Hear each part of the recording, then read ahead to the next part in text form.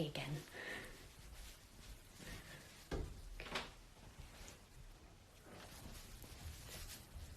Be quiet. One day I'll have a better setup. But not today. All right. Okay. Hey, Meet the Shermans is on. I was just talking about the calendar idea that you had, where, like a woke men calendar. And by the way, I love how I shared the single dad post, because I had that single dad who was like, hey, thank you for your post, and he showed his 4-month-old. And there were a lot of you out here who were like, can you hook a sister up? So yeah, there has to be my friend Brienne, she's already come up with an app called Tilt Dating. It's TILT, and it's supposed to be for like the woke. It's supposed to be a dating app for people who, you can already, before you go on the date with the person, find out more or less their views right now. I mean, views can change, right? So you don't want to, I feel bad. I feel, honestly, that's why Jeff and I, we have this parody on here that's, I think it's a highlight called Dating Now. And I left it on I don't think that Instagram will be pulling that one anytime soon, but it was just to show like what it would be like right now if I were to try to go on a date. Like, it's a good thing that I've already found somebody. I think most of you would agree, but it's a good thing that I've already found somebody who has just accepted all of this, and like a till death do we part, all of this, as you just heard with like the salad dressing incident in the store. I've had a handful of moments like that throughout our marriage that I'm just really not proud of, where I've like lashed out. But yeah, I just feel like if Jeff and I had met now, I don't think I'd... That's what it was. This. You see how small this is? That wasn't enough. I needed like triple that for the salad. So yeah, I ended up just like not wanting the salad. I was like, I'm not going to eat this. Just like a big baby idiot, like, and then as I was getting in the car driving off, I was literally like, there's people who don't have a place to live right now. There's people who are being poisoned. They're like, everything just hit me. And I was like, I can't believe that I acted that way. But anyway, my point being, but Jeff understands this too, because I'm always like, look, guys who think that their wives are just like too much. I wish that they all could understand that even if you found somebody else, it's going to be great for like a year, and then she's going to turn into a psycho too, because you're probably going to have those same annoying habits that the other girl couldn't stand with your ass, So anyway, but I think about it, I'm going, yeah, if I had met Jeff now, and he's like such a good guy, he likely wouldn't be with the same kind of views, And so would I give him a chance? So yeah, I joked about that yesterday too, with just don't even go on a date with somebody who brushes their teeth with fluoride. But that was more, that was more for like your sanity. So it depends on the level of woke you're at, because realistically, could you do it? Could you sit there? Some of you are like, well, the look thing looks is a big deal, and if he's cute, I'll put up with it. Or if, you got to be like true to yourself, I guess. You got to be honest with yourself. Oh, okay. A lot of why Jeff and I put up with each other in the beginning was because we're like, well, he's cute, she's cute, so we just dealt with each other's other issues and other problems. But I don't know if I could do it nowadays. I'd have a list, and the list would be just insane. It would be, we wouldn't even make it past, how nowadays it's like, well, what are your political views? You don't even, why do you even have political views? We're all owned, so what do you like to watch on TV? Nothing. You know that the TV is like one big lie box, right? Like, you know what I mean? Like, how the hell would you have even like, where would that go? Where would that even go? Be like, no, you know what? Forget what your favorite TV shows are. What do you brush your teeth with? You know? What do you consider news? That would be a big deal. Deal breakers too. Like, are you fully up to date on the CDC immunization schedule? Because I want to eventually have children. You know, before I just felt like my needs, I thought I had a lot of needs before. And now I'm going, man, I really didn't have high standards back then at all. So it just takes someone open-minded. Are you ready to, yeah, so I'm saving myself for marriage, but not so much because it's biblical. This would be me. If I was a teenager right now or like in my young 20s and with everything that I know and collected over the years, it'd be like, I wouldn't be saved. The thing is, you should save yourself because yes, biblically, yes, right? But if you really want to be honest with each other here, I'm saving myself because there's a lot of germs out there. And I don't know who you've been with, your past. I need a logbook. I need you to have logged and dated all of it. What did you do with this person? Was it just making out? Did you actually engage in sexual activity? Because now I feel like it's almost like ancestry DNA, but for like who you've slept with. I need that. I need to know. I need to know who you've slept with because you're carrying around that DNA in your system too. And like that can just become very disgusting after a while to where I feel like I wouldn't even be able to finish that sentence. The guy would already leave and walk out of the table. He'd be like, fuck this. Oh, that shit's not even going to be worth it. And then it's like, would I even be bothered by that? No. Be like, well, okay, another one bites the dust. He must have been pretty dirty. Man hose, I wouldn't want anything to do with that. So I would probably and I'd be okay and comfortable in myself because I don't want your dirty nasties from other people. Not when there's soul ties, not when you're carrying DNA from other women who've been with other men. And then after a while, you're just like, yuck. So that would be my set-off factor. Thought bros. Dating sounds horrible. I know, it sounds so terrifying nowadays. So I feel like that, things like that, tilt dating, like a woke dating. And also, because I've joked on here before, I need to eventually, like with an app like that, more for my kids, because I know that it sounds very medieval to betroth your kids to somebody, but in terms of health and longevity of life and actual survival nowadays, it's not bloodlines of like, oh, we can't mix because we're this culture, we're that culture. It's no longer like what our parents had to go through. Many people don't know this, but my parents were like set up on a blind date. Like my parents are still of a culture where just in like the 70s and 80s, their parents had to like approve who they were with. I know. That's like, we could do a talk another time. It explains a lot. And so, but we're not even there anymore. Here I am thinking, as a kid, I was like, God, am I going to have those same kind of problems? Like, am I going to have to marry a guy who's got like this last name of his family or whatever and, I mean, as much as my parents probably would have liked that, they were raising us in America. And now those aren't even problems. And like, that's nothing to even consider anymore. Now you got to consider, is my kid going to be with somebody who's been so poisoned by this system that they're not, And I was like, some people have nightmares of, whatever, you guys, my nightmares are going to trip some of you out. Like, I have nightmares that my kids are going to marry into families of pro-vaxxers. Like, I'm going to have a pro-vax in-law.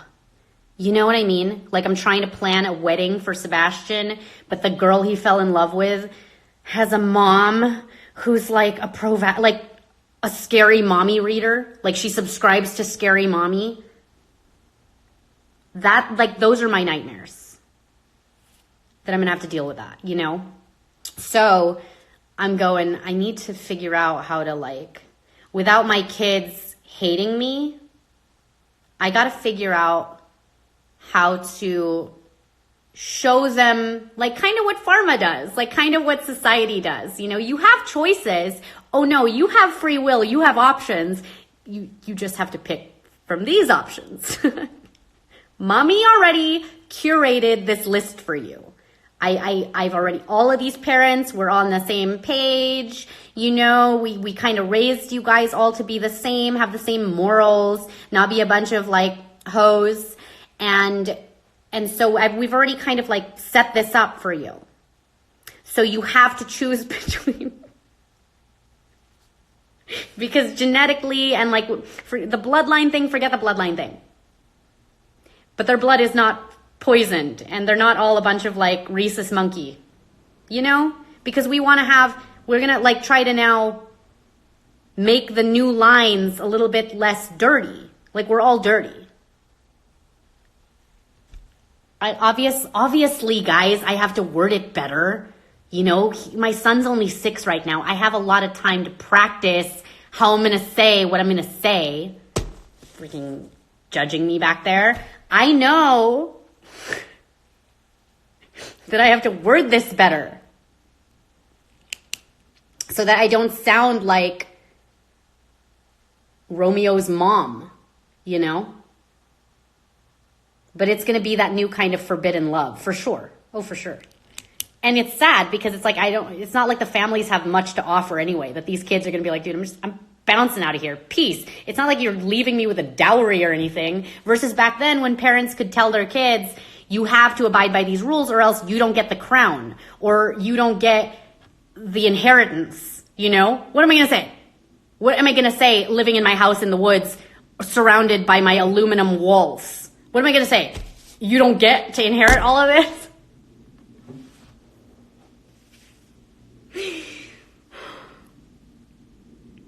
So I got to figure it out, is what I'm saying. I gotta have something of value to continuously offer my kids so that they don't look at the situation for what it really is, which is,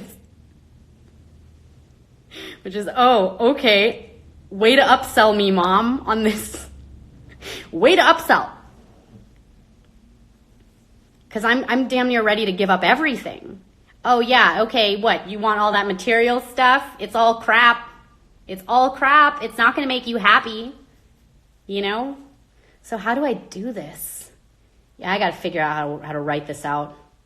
Because I can't deal with it. I'm not going to, no. And the threat of disowning, they're going to be like, whatever. I did not invest all of this time and literally have no friends and no life for years and years and years for you to go shack up with Gardasil over there, okay? No. Guard your heart. These Gardasills. I don't know. All these Gardasills. I did not put myself through all of this so that you can shack up with the Walgreens flu fighter kid. No! I know, and this is also, Jeff is like, it's not going to matter. It's going to be you and I, And so you're going like, are we really working this hard that my kid can just Ethan Lindenberger it up? Right?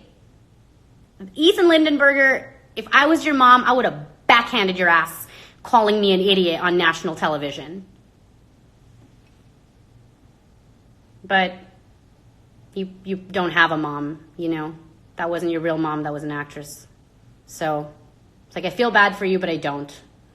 Whatever. That just can't happen. That can't happen. There's no nice way to say this. So these are, anyway, so my point being, these are just like my requirements. I just have like different standards. And what am I going to leave my kids with? A bunch of books? Actually, I'm going to be like, look, all of these books, they're no longer allowed, right? Like nobody sells these anymore. These are treasures. So I really have to make it worth it for these kids. I really, really do. I'm asking my friends who homeschool too. I'm like, so then what do you do during like the prom stuff when they like want to go to the school dance or they want, don't they get sad because they see that stuff on TV? And I'm having some that are like, no, we don't watch TV. Oh, so then they just don't know that like proms exist and like school dances and stuff, huh? No. Or we'll like set them up with the other homeschooled kids so that they can have like a little homeschooled kids dance. And you're just like, huh. Yeah, well, I just feel like the 10-year-old in me, is going, lame, And I'm like catching myself doing this. So I'm just at a cross right now because I've been so programmed, I'm like, lame. Who wants to do that? Who wants to do that? Well, I guess kids who don't watch anything want to do that. And this is where I'm at too, guys. I feel like if I shelter them from too much stuff, they're just going to turn on me anyways, Because sometimes when you're a kid, or especially when you're going through your teens, like I've shared before, I just went through a phase where between the age of 12 to like 20 something, I just didn't like my mom. And now I love my mom now. But I just like didn't like her. Anything she said was nagging. And and so sometimes she'd be giving us really great advice. And I just would do the opposite. Not because I hated her, but just, what does that say? I think it's also because we just sometimes make really terrible choices. So a lot of these parents that are really trying to shelter their kids from everything, like some of these parents that are just being way too strict with all this stuff, I'm like, even if you don't send them off to school, they're going to want, you also don't want that kid that like leaves. Jeff and I, we always quote Jake Gyllenhaal, like whenever our kids get mad, that movie October Sky, and like scenes like that where the teenage boy is like yelling at his family, like he's, and Jeff and I, whenever our kids get upset or they storm off or they like stomp up the stairs because they're mad, we're terrible. We'll like look at each other and be like, I'm never coming back. Not ever. I'm leaving. I'm never coming back. I'm just leaving. I'm never going to look back. Not ever. And like, we'll just say shit like that to each other because it's, funny to us, but like, that's what teenagers do. That's how teenagers act. And we're really going to have to like prevent ourselves from like laughing when it happens because we chuckle at it right now. We chuckle at it. What teenager didn't act out like that? It's different nowadays. Like my acting out was, I'm going to go, that's why my parents laughed at me when I was 16. Cause I was like, oh, you're not going to give me money to buy clothes? Cause I was wearing like the same clothes. I'd have my school friends were just like, they knew I had like the same 3 outfits that just like recycled themselves. My parents just felt like they didn't owe me anything. They'd say things like this to me. We don't owe you anything. We owe you a bed to sleep every night, a roof over your head, clothes on your back. We don't owe you brand new garbage, okay? Like, we don't owe you that kind of stuff. We don't owe you a college education. You do that for yourself. Like, these were my parents, okay? And I'm kind of glad for half the stuff that they did. But it was interesting because my dad was like, no, we don't buy into this American culture of like, just because we had you, we now have to like fund your existence and even your school choices where you're going to like fail and then we're going to be in debt over your failures. Like, that's not what this is about. And like, I know that that's very backwards for many of you, that way of thinking. But so yeah, my rebelling was like, well, I'm going to get a job. Go get a job. And I was like, but I need a car. I need a car to get to my job. And they were like, well, find a closer job so you can walk. I know, guys. So one of my first jobs, believe it or not, on weekends after school, I would have to walk like a half a mile at 15. I think I was still like trying to get my permit. I wasn't 16 quite yet, but I'd walk half a mile and I'd hold signs for like a housing development company in the neighborhood we lived in San Diego. It was like this big sign that said new homes. And this was back before like sign holding got all cool now. Like you see sign holders at the corner and they're doing like tricks with it. They're like flipping it around and they're just like even like battling each other. Like the guy on this side is battling the guy diagonal to him and you're just like, what is like sign battles? What's happening? But like that was one of my first jobs and I'd hold this sign that said new homes and I'd just have to go like this. And that company was paying me $10 an hour. This was back in like 2001. That was pretty good. $10 an hour, and I'd have to stand there for like 8 hours a day. And then so I was like, that's good money. I did that for months on my weekends. It was the first job I got fired from too. And then it was the first job that I had to get my job back from because my friend came to visit me. She would come and bug and hang out with me on weekends because everyone else was having fun on their weekends. And I was standing on this corner holding this sign. So she came. I don't know if she's listening right now. Are you on here? She came to visit me at this sidewalk and she was just going to hang out. She wasn't getting paid, right? I was the one getting paid to stand there with the sign. But then we had those like cameras that you wind up. And she brought it along with her and she started taking pictures of me, like to make fun of me that I was on the corner. But then I was taking pictures of her too. And she was covering for the home sign. So it looked like it said new hose. And, you know, because we're 15, we thought that we were being funny. And like, so we were taking pictures with this sign that said new hose. And as we were taking that, you know, we're covering it up, the owner of the company drove by and like saw that. And so then later on that day when my shift was over and I was returning my sign, the woman there at the development thing for the housing was like, here's your last paycheck. And I was like, what? Why? And then she told me why. And I like started just crying. Like that, I was like crying and I was like, no, I'm so sorry. I'll never do that again. I'm so sorry. I was like so mad at my friend. I didn't even have a phone to be able to call her and tell her that she got me fired. And, but I cried enough and they gave me my job. They gave me another chance. So I saved up this money.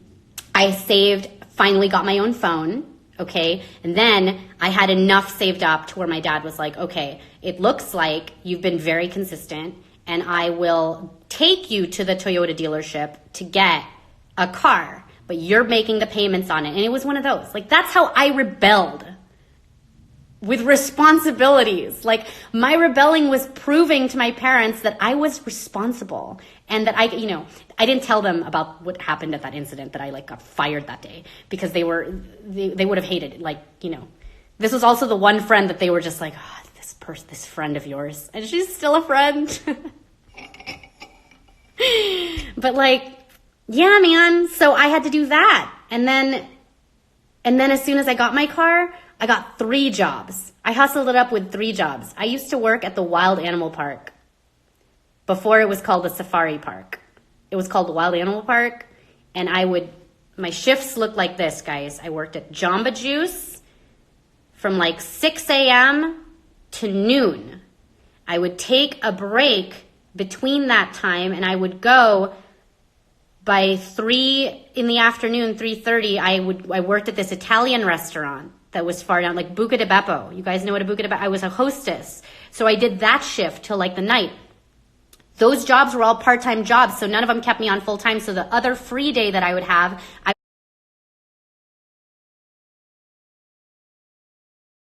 would work at the gift shop at the Wild Animal Park. I just loved making money and being like, this was how I rebelled, you know, on the clock somewhere, being paid. Thinking that I was getting my parents. I was like, I'm going to show them. Meanwhile, they're both at home just like loving that their kid like is not bugging them for money anymore and learning like real, you know, ability, like real life. Anyway, so I want to get my kids to, I really like went off track here, but I need to get my kids to these levels too of like responsibility and that nobody owes you anything. You know, stop expecting stuff, which is really, it's going to be really hard to do in the day and age we're living in right now, where everybody feels like shit's just owed to them, you know? I have my rights, and not even realizing, like, what's a right? You ask somebody, like, what is a right? What rights do you have? Somebody breaks into your house and is trying to, like, you know, steal from you or whatever, harm you. You have the right to happiness. We all have these, like, inalienable human rights, right?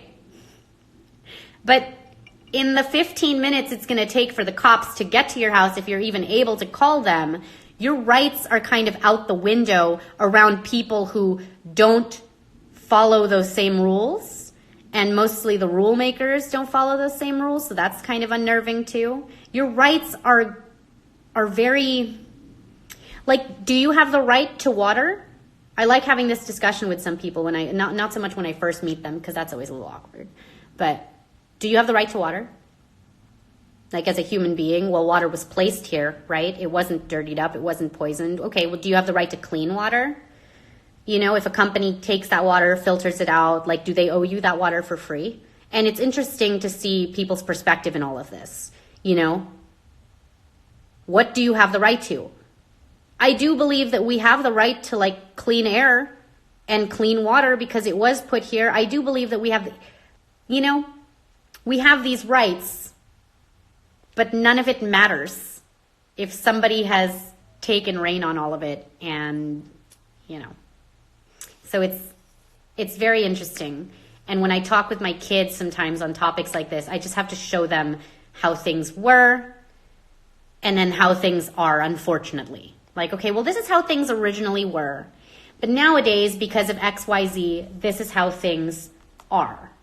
You know, you tell people about, like, the civilizations from the past and the fact that, like, the Romans had air conditioning, and it shocks people. You know that not even 100 years ago, you had parents in this country that were fighting, forget fighting for your kids to be able to go to school. They were fighting so that their kids weren't going into public school. Some parents died over it. When the government came in and told them, we're going to take your kids and we're going to educate them, parents fought and died over this. They thought it was crazy to send their kids to somebody, to a stranger, to be taught for the next, like, 12 years of their life. They thought it was nuts. But nowadays, it's nuts to want to homeschool your own kids. Oh, speaking of kids, I totally hear him. Did you hear his foot? I think I hear him. I think he woke up. Okay. I don't know. We got that, like, ghost cry right now. Did you hear him? Do you want to check? So, really quick. Okay. And then you tell people, like, all of these trades that they used to have with farming and handling their own land, that was taken from them because they were convinced of a better life. They were convinced you needed a car, you needed electricity, you needed all these things. Not saying that stuff's bad, but it was almost like when the option got pulled, now we're just so eerily dependent on the government, but then that was all by design. You guys realize that in the 4th and, if you want your mind to be blown, 4th and 5th century Romans had air conditioning. This tells you about how this pattern has just repeated itself and why I can get to a place where I don't go crazy and I won't let it consume me too much, because human beings are constantly going to fail. They're constantly going to test poisoning themselves. They're going to test out, like, how do I word this to where it makes more sense? Even if I got the ultimate, what I wanted in life right now, like the farmlands, the growing my own stuff, the, like, training my kids to do the same. What I'm trying to say is, and this could either be really depressing or really enlightening. It just depends on the type of person you are. Whether it's my kids or my grandkids or my great-grandkids, somebody is going to get all up. And that makes me feel less pressured to get things perfect. Does that make you feel better? Because all I had to do with my kids is read the Old Testament with them. There's literally just like 50 stories in a row of the Israelites being saved by God, and then 40 years go by, and then they start worshiping idols again, and then and then they get saved again, and then they do it, and it literally was like repeat, repeat, repeat. Like, what in the hell? Why are these people continuing to disobey?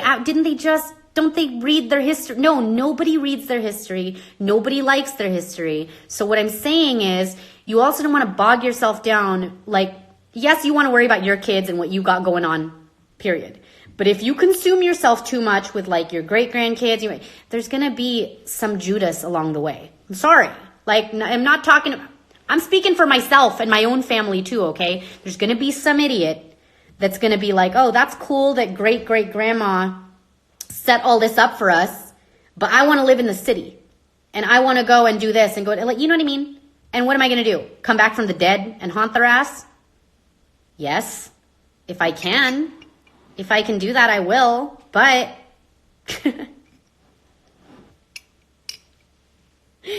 it's like, how dare you? And that's probably how the founding fathers feel right now. They're rolling over in their graves. They fought over a 2% tax. They fought and died. They literally got on boats, left home, left everywhere. And when you leave home like that back then, you can't just like come back and visit on the summer. Like, oh, I'll see you guys next summer. No, they literally said goodbye to everything and everyone they knew because they were like, this 2% tax is up. This is not right. This is wrong. We're leaving and we're starting a whole new country. Forget how they did it. Yes, there were already people that were living here, yada, yada, yada. Okay, but whatever. But, not whatever, but you know what I mean. Like, they started a whole new country. They warred with the crown, okay? Over a 2% tax. The right to choose, the right to have. And meanwhile, 200 something years later, we're just like, yeah, sure, you can rape me with your taxes. You could 40% and take my, then you tell people that income tax is actually a big lie. They told you that they needed to income tax, right? For the war efforts. And then they just never got rid of it. And Americans are just like continuing to pay it. Why? Because only like a tiny few of us are saying anything about it. And many of those that make a big stink about it end up 6 feet under. So it doesn't even matter because the rest of the populace take my money for these roads because God forbid a private company comes in and manufactures roads. Like, we literally are giving away all of our freedoms for like the shittiest roads ever. Have you seen the roads? Did you see that bus in Philadelphia? Like, was it yesterday? Just like city transit bus, a pothole that like caved in on itself. Like it was a pothole that just wasn't fixed for however long because whatever. What are they doing with your taxes? I don't know. This bus like fell into the street. Half this bus was sticking out and you're just like, yeah, man, over a freaking pothole. This is where we're at. So that's a loaded question when you're like, how do you do it then? How do you not, yeah, I'm only going to concern myself with the here and now. I'm going to like try to instill my kids with as much stuff as possible with like, okay, this is, ideally. And then I'm going to just continue to pray and continue to, whatever, make it to the next day. Because if I consume myself with this, I just know somewhere along the way, one of these grandkids, great grandkids is going to be a Walgreens flu fighter. They're going to take money. They're going to take the free donut. You know what I mean?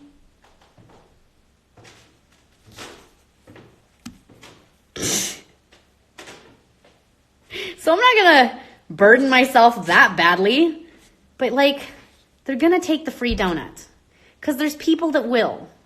They're going to line up for the GMO turkey or whatever turkeys look like at that point in time. And it's like, that sucks. And I'm going to be wherever I am, looking down on them, shaking my head and just like, you idiot. Did I really go through all of this so that somebody from my like lineage is going to go and Moron. You know? Am I calling my future great-grandkids morons? I don't know. Are you guys watching this right now in the future, and have you made some stupid decisions?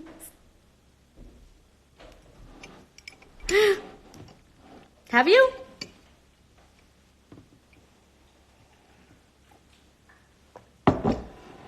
Are you defending poisoning yourself and your babies? All this work? That's why I didn't leave you anything. That's why I spent all the extra on myself. And if you're asking about the future vacations I'm going to take with great-great-grandpa, that's why. Okay? Because we're not going to kill ourselves working so hard to give you a good life so that you can just make stupid choices. That's why.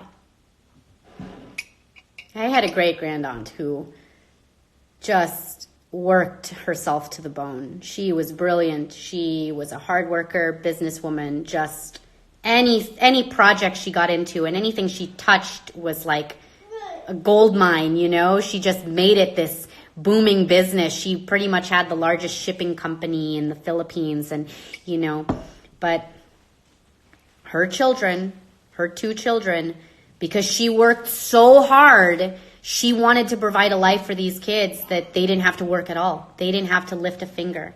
So what did both of them end up getting into? Well, both of them drug addicts. She ended up funding their life. Not that every single person does things this way, you know, but she ended up funding their life for all the wrong. And that when she passed away, her businesses passed with her, you know, because nobody knew how to run it. Nobody knew how to do it. And it was like, wow, all of that work. And you know that when she passed, it was like from being overworked. And so that to me, that was like one of the life lessons. I think I had that life lesson in my young 20s. I just saw that, how hard she had worked and the empire that she pretty much built and how it all crumbled within a year or 2 of her passing away. Just none of it anymore with the family. Like it's all gone. Why? Because the children squandered everything. So this is what I have to say too to these parents that are like, oh, only until we set aside enough money for their college or until we set aside enough money so they have a down payment on their, like, what are you doing? Why are you putting stress on your marriage right now with your loved one that you two are supposed to just like live as happily as possible with all of this going around? Why are you adding that additional stress and burden on yourself to save money for what? An indoctrination camp? And look at what many people are doing with their college. Like, they don't even know how many people have already, they're 6 figures in the hole. They've ruined their parents' credit and they still don't know what they want to do with their lives. And you're putting that kind of stress on yourself. It's just like, I know that listening to me sometimes can be very like, whoo, that was deep. That was a lot. That was too, but you know what? In topics like this, it can be really refreshing and it can honestly take your mind, take the burden off of your shoulders. You're like, I would have more than 1 kid, but we can't afford to send all of our kids to the, what? That's what's got you bogged down by adding more woke individuals to this world? You know, really? That's the part that's got you bogged down?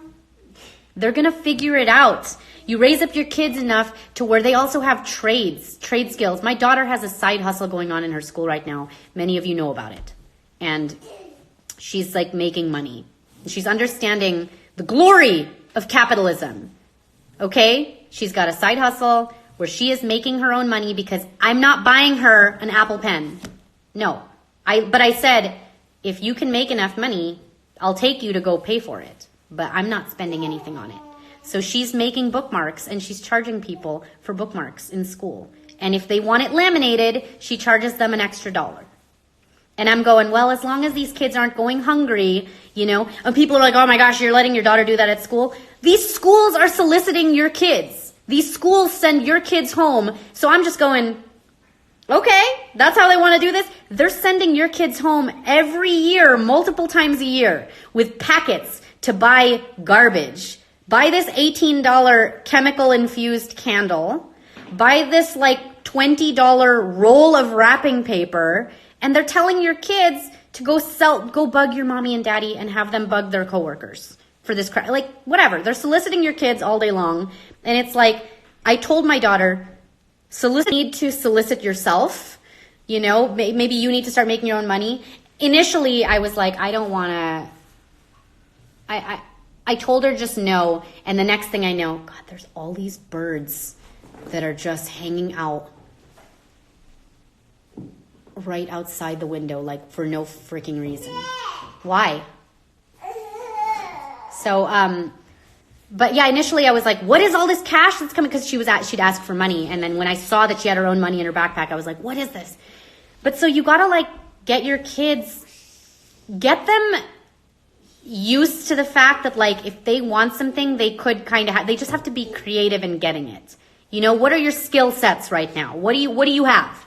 When I was younger, my brother had art, and he still has art. My brother is, they're all artists. My sister's a painter. My brother's a comic book artist. Like, I was so depressed that I didn't have talent to where I could like take a blank canvas and just make something beautiful. And I would say stuff all the time like, if I had the art my brother had, or if I had the talent my sister had, I'd already be working for Disney, or I'd be working, I'd say stuff like that. And my dad would just be like, well, if you don't have the gift of the art, you know who else makes money off of artists is their managers. You know, the people that these artists, why do these artists always die poor? Like the pauper's grave for artists. You know, my dad would just be like, look, they're dying, they die poor. What happens? Some person who doesn't have artistic talents finds the art and says, this could be worth something. And then when they find out that that person's dead, they go, this is worth a lot more. And then they market this. And so my dad was like, find other things to do with that talent. And so like I was doing that in elementary because my parents wouldn't give us money. They wouldn't give us money, and we wanted the extra 25 cents, 50 cents to be able to buy what now I know is crap. But, at the time it wasn't as GMO'd. But I mean, I was on the bus and I would sell little Post-its. My brother would draw on little Post-its, Sonic the Hedgehog figures and whatever, saying little whatever sayings, and I would just offer that. Like, pause on me. I would offer that to people. Enzo's with Jeff, just so you guys don't think I'm like ignoring a baby right now in the corner. But we'd have to make money that way, and it taught us a lot. You have to like learn these things. And I want my kids to be able to have these experiences where they feel like, I don't need to be going to these places. I don't need it. There's other ways to make money. And yeah. So, but I'll concentrate on that for now. And yes, they're gonna upset you. They're gonna disappoint you. That's what kids do. That's what we did to our parents. So you also can't put too much of a, leash around them. I guess. We know that. This thing keeps pausing on me too. It keeps pausing on me too. Can we, look at some of these things that are going in. The fake birds are listening. And like I said, I'm not even too worried about the fake birds because we have all the real birds here. It's called Twitter. It's called Twitter, and we have cameras on these smart devices that we think have great quality for us and for our sake. Oh, that was really nice of Apple. That was really nice of Apple to give us a wide angle lens too, so that they don't just have to see like the little bit of what we're staring at. They could see the wide room of where we are and what we're looking at. That was nice of them to offer that to us, Yeah, it's not for you. They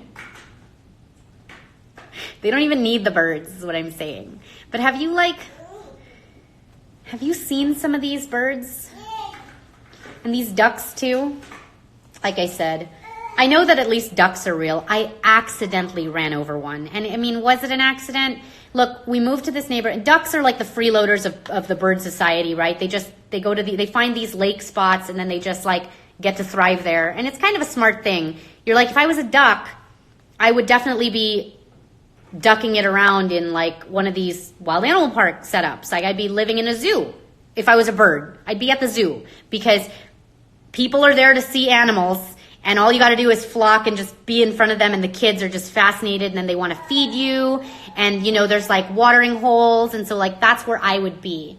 But in this neighborhood, we have all these like ducks and they live off of everybody's, you know, really stale bread, which is fascinating. It's really fascinating.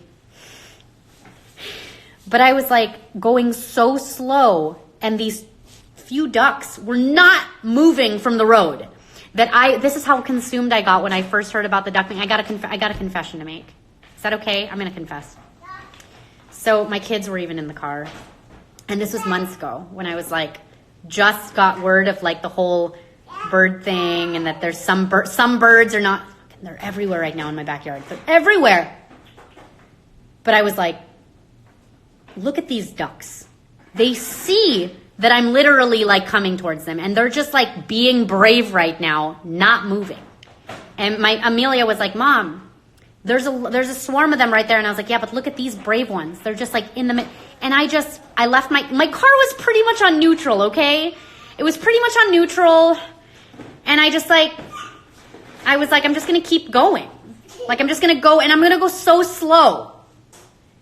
And like, one of them just didn't move. But he had all the warnings. And I was like, there's no way he's going to move at the very last minute and my kids are going to see this and we're all going to laugh about this. And he didn't. He didn't move. And it was the longest, slowest crushing of like we heard it. And my kids were in disbelief and I was in disbelief that he didn't move. And I was like, oh no. And so as soon as that happened, I was like, he's okay. My kids were looking to the back and Amelia was like, no, he's not okay, Mom, he's not. So then here's what happened. I made a U-turn and my kids were just now mortified and probably thought, they probably had a lot to say about me for the rest of the day. And I was like, no, guys, it's okay, it's fine. And it wasn't fine because now when we looped around, all of his duck friends were like going towards the big gushed up spot. And then, this is what killed us. My kids, maybe more my kids. But we're in a really big community here, okay? I'm saying like, there's like 4,000 homes here. The next afternoon, when I was picking them up and we came back from their school, there were a bunch of ducks on our driveway because I'm pretty sure that they knew from like the rubber on the tire, like they knew but then that freaked me out because I was like, did they follow me home? Or can they just smell their friend? But either way, it sucks. But I feel like they followed me home and they would just kind of like hang out for the next week or two.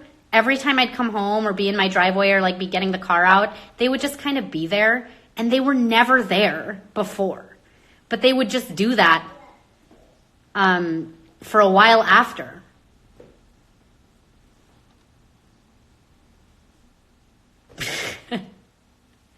And I feel bad. I feel really bad. And it's traumatizing moments like this in kids' lives that I think it helps them grow as people, you know? I don't even know what Jeff thinks about this instance. I told him about it and I think he was just like, you couldn't have just swerved. But the thing is, a part of me and just like the deep, dark thoughts I've been having lately is, that's not even a real duck. That's where my mind was. But how do I tell that to my kids? You know? How am I like, okay, I can't talk to my kids about that stuff yet. I can't talk to my kids about Morgellons and stuff like that now. You know? It's going to traumatize them. I was like, that's going to traumatize them. But mommy running over a duck right now isn't. It's bad. And that traumatized me as a kid too. My dad was really into birds. My dad had like a bunch of birds in his, in our like our little like basement thing in the Philippines. So we knew of birds. And there was one time as kids where we found a little bird. That's the thing. What's weird about birds too, guys, is like if a human being you've heard of that, right? If the human touches the baby bird, the mommy bird is just going to kill it. And I never liked that about birds. I was like, these birds suck. This baby is still alive. It fell off the nest and it's living, okay? And just because a human touches it, you're going to kill it. I hated that about birds. That tripped me out too, to where I was like, they can't be all... Because like you're heartless already. If you're a bird, you're already heartless, So when we were kids, we were at the park. My brother and sister will remember this story forever because we were at a park and we saw a baby bird that like had fallen off the tree. And we ran up and my sister and we were holding it and my dad was like, you know what's going to happen, right? Like that mom bird is likely going to just kill this bird. And we were crying. We're like, we have to take it. And my dad's like, I'm not going to just like take a bird home from the park, but went to the back of our car. He got a bird box, like a shoe box. That was our bird box. I know. We were younger. And, he built a quick nest and put the baby bird in there. And we were like, I guess we're going to just like adopt this bird now because we don't want the mom to kill it. And so everything's God, you guys, there's so many birds right now that are lining my back wall. They're hearing all these stories. But so he puts, we're all getting into the car now. Me and my brother and my sister, my mom's at home. And we're like, okay, we're going to tell mom that we saved this bird. And we're all getting into the car. And we're driving home and we're talking about all that, like what we're going to name the bird. And, And we get home, you guys. And my dad forgot to put the box into the car. It was on the top of our car. And he was getting all of us in. And we drove off and forgot about the freaking bird on the top of the car. So like do you know how traumatic that was for us as kids too? We went through so many emotions that day. We thought we were saving this bird. Didn't even put the box into the car, Dad. He was like, I was so distracted getting all you kids in. And, we drove off. We were like, we have to go back. Dad. He's in a box somewhere. And my dad was like, no, surely by now the other birds have definitely. So, birds, man. And my daughter has a bird. And her bird's obsessed with her. Her bird is so obsessed with her. Many of you guys who've been watching for years, you see that he showers with her. Like he needs to be in there with the mist hitting him. She's only supposed to be with him 20 minutes a day. But because any given moment, he's here on her. And he doesn't like who she doesn't like. So when I'm mad at my daughter, her bird is mad at me and he gives me attitude.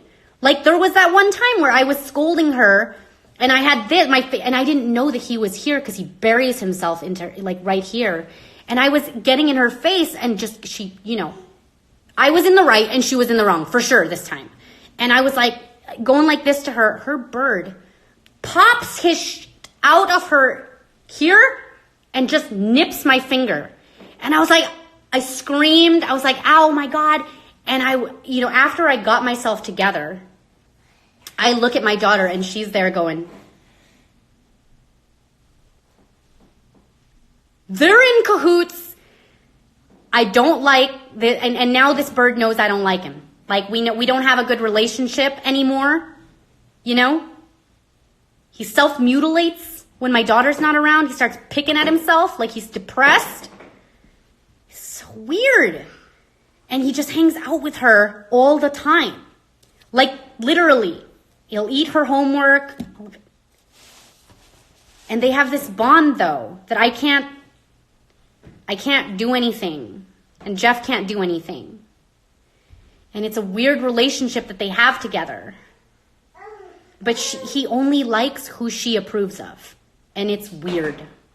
Okay? So yeah, they're smart creatures. They're really smart. And she wants like a friend for him. And then she didn't want a friend for him because we found out that with these birds, if you get them a friend, they can end up being closer to that friend than they are to the owner. And she wants it to be that I feel like she likes that he's obsessed with her. Because I was going, that's not healthy. It's not healthy for him to be obsessed with you like this. We got to get him a friend. And she's just like, it's okay for him to love me this much. I was like, ah. And so, yeah, and then yesterday, who sent me that like hoop earring? Some chick has these big hoop earrings that are actually a bird's swing. And she was like, you need to get this for your daughter. So I don't know what to do with Frankie anymore. It just feels like a lost cause, man. But this is my life. And he loves her. He loves her, so I can't just like...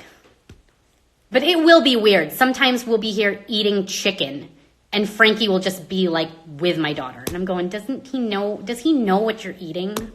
Like, you're basically eating like bird, you know? And she'll just be like, he understands. Like, she speaks for him. So it's a very unusual thing that we have that goes on in our house here. It really is. It's the Frankie and Amelia show all day long. When he's home and when she's home, you know.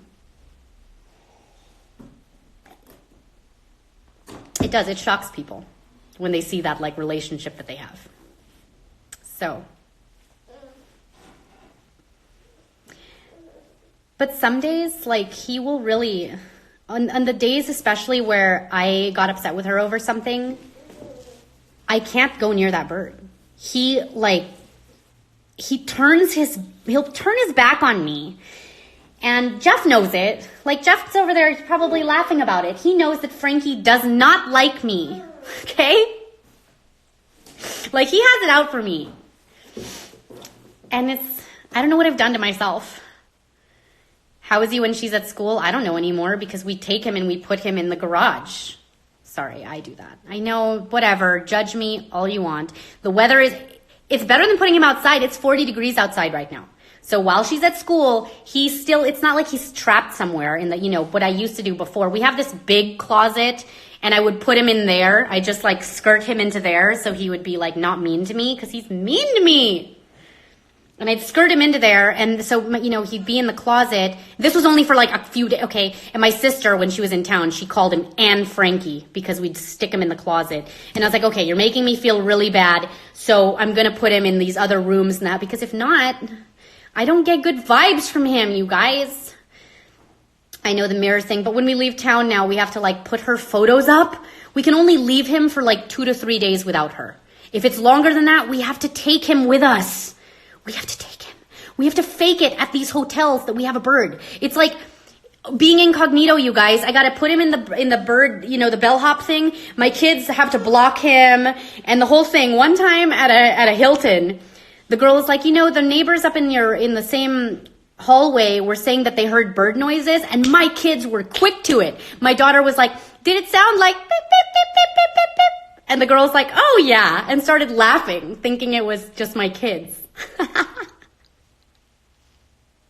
Because I'm not paying a pet deposit fee for this thing. He weighs like 2 grams. This has been our life. And so, yeah, we got to take him with us. Got to take him with us everywhere. All right, this is about to boot me off. I'm going to go have lunch. You guys enjoy the rest of your afternoon.